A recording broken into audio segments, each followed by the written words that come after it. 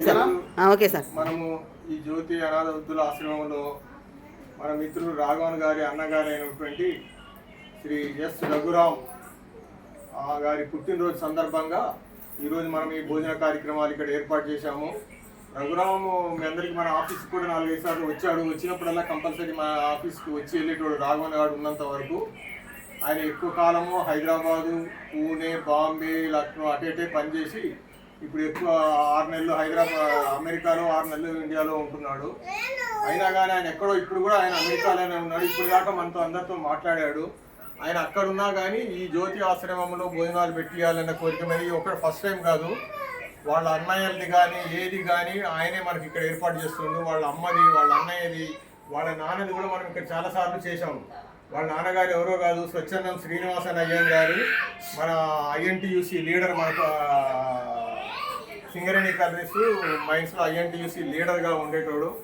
చాలా కష్టాలకు వచ్చి పిల్లల్ని చదివించుకొని అందరి పిల్లలు చక్కగా సెటిల్ అయ్యి చక్కగా ఉంటున్నారు. కానీ ఒకటే లోటు ఏంటంటే వీళ్ళందరిలో వాళ్ళ కుటుంబంలో అందరికన్నా చిన్నవాడు Raghavan.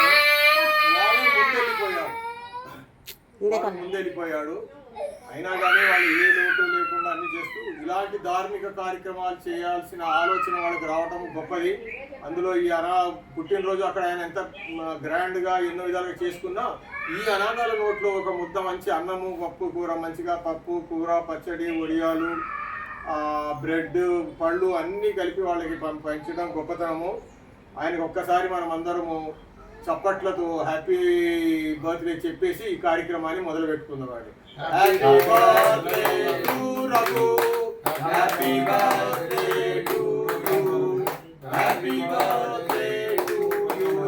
Many more happy returns of the day Raghu.